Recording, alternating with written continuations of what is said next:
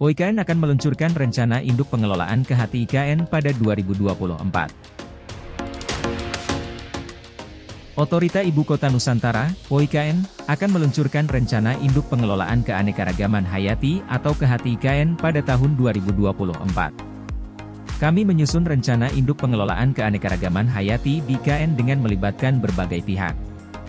Rencananya memang kami akan matangkan dan kami akan meluncurkannya pada tahun depan, kata Direktur Pengembangan Pemanfaatan Kehutanan dan Sumber Daya Air Pungki Widiaryanto dalam konsultasi publik Rencana Induk Pengelolaan Keanekaragaman Hayati Ibu Kota Nusantara yang diikuti secara daring, di Jakarta, Rabu.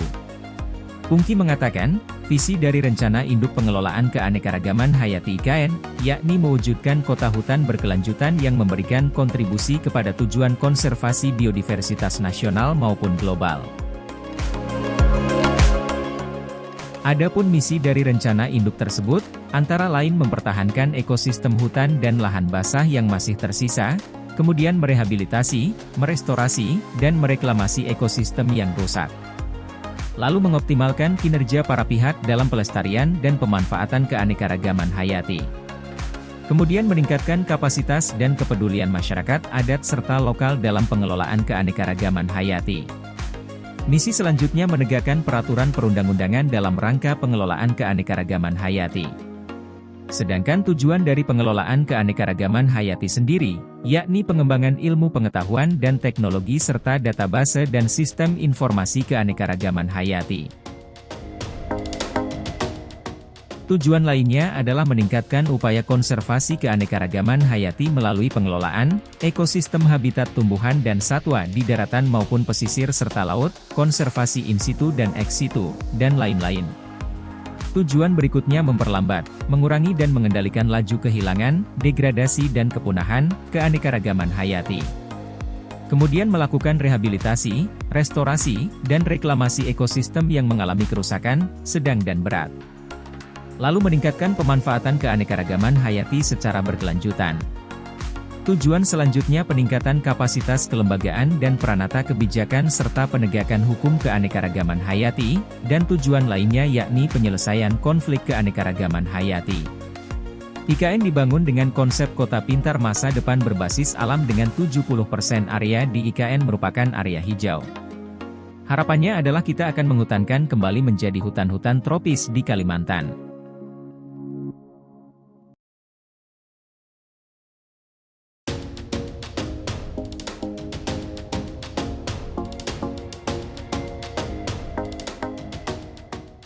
Membangun IKN lebih realistis daripada 40 kota setaraf Jakarta. Wali Kota Balikpapan, Rahmat Masud, menegaskan bahwa warga Kalimantan mendukung penuh pemindahan Ibu Kota Negara, IKN, dari DKI Jakarta ke Kalimantan Timur.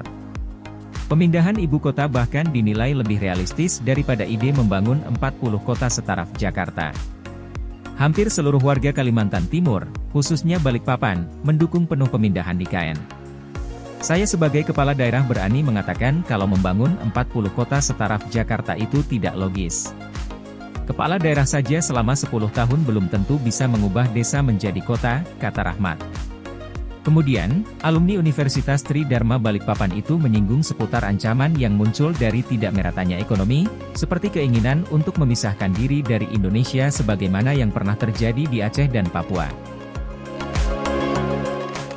Ide-ide separatisme kerap muncul karena pemerintah pusat terlalu mengeksploitasi kekayaan daerah tanpa memperhatikan prinsip-prinsip keadilan. Masyarakat Kalimantan Timur tidak iri dengan pusat. Buktinya, hampir 600 triliun rupiah dalam APBN itu berasal dari bumi Kalimantan Timur. Tapi, tidak ada warga kami yang pernah memberontak. Maksud saya, pemerataan merupakan cara untuk mewujudkan Indonesia Maju 2045 melalui pembangunan yang tidak hanya terpusat di Jawa dan menjaga kesatuan bangsa, ujar Wali Kota Balikpapan sejak 2016 itu. Lebih lanjut, Rahmat membeberkan faktor sosiologis yang menjelaskan dukungan warga Kalimantan terhadap pemindahan ibu kota. Salah satunya adalah fakta sejarah bahwa Kalimantan pernah menjadi pusat Nusantara sebelum Negara Kesatuan Republik Indonesia berdiri. Kerajaan tertua di Nusantara adalah Kutai, ada di Kalimantan. Kerajaan yang mengenal agama pertama, dan salah satunya Islam yang terbesar, ada di Kalimantan. Inilah yang menjadikan warga Kalimantan yakin bahwa sudah ada tanda-tanda kalau pemindahan ibu kota bisa mengembalikan kejayaan peradaban kita, ungkap dia. Tidak ketinggalan, politisi Golkar ini berterima kasih kepada calon wakil presiden nomor urut 2, Gibran Rakabuming Raka, yang menggaungkan aspirasi warga Kalimantan dalam debat Cawapres pada Jumat, 22 Desember 2023. Dia mengapresiasi bagaimana Gibran menarasikan pembangunan IKN bukan sekadar upaya pemerataan ekonomi, tapi juga sebagai simbol Indonesia sentris yang tidak terpusat di Pulau Jawa. Dia juga menyoroti keberanian Gibran sebagai sosok pemuda yang ingin menghadirkan perubahan di Indonesia. Saya melihat Mas Gibran berani mengorbankan dirinya untuk anak muda. Padahal karir dia masih panjang, dan tidak banyak anak muda yang berani seperti itu. Apa yang disampaikan Mas Gibran dalam debat kemarin, khususnya soal IKN dan pemerataan, adalah simbol perlawanan anak muda untuk bangkit, ujar dia. Pro kontra kebijakan pasti ada. Tapi kemaslahatan dan dukungan dari IKN ini sangat besar. Di Balikpapan, kami sudah melihat manfaat dari pembangunan IKN. Hotel-hotel penuh, alhamdulillah UMKM kuliner naik terus. Sekarang kami sedang mengantisipasi lonjakan orang, karena mereka pasti akan singgahnya di Balikpapan, ucap Rahmat.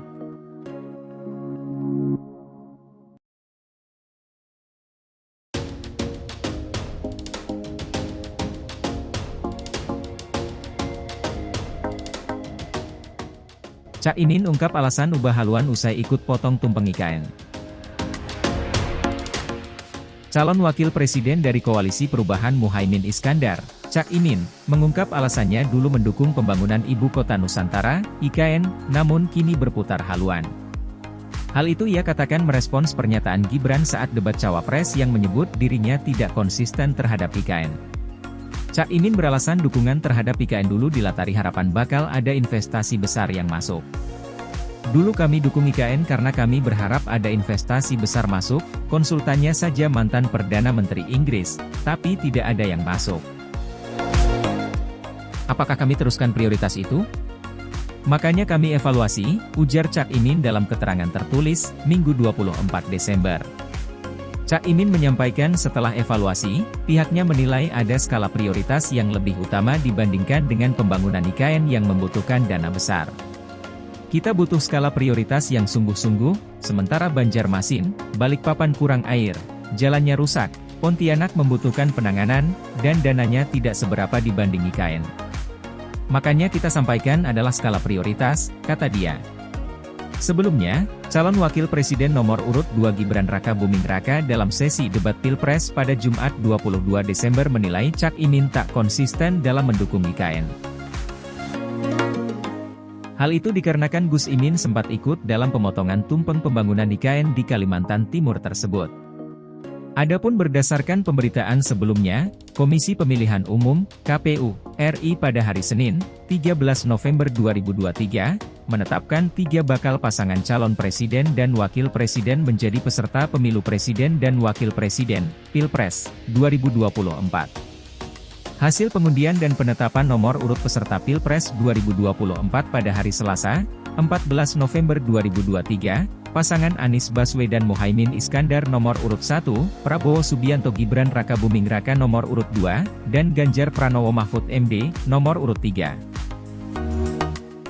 KPU juga telah menetapkan masa kampanye mulai 28 November 2023 hingga 10 Februari 2024, kemudian jadwal pemungutan suara pada tanggal 14 Februari 2024.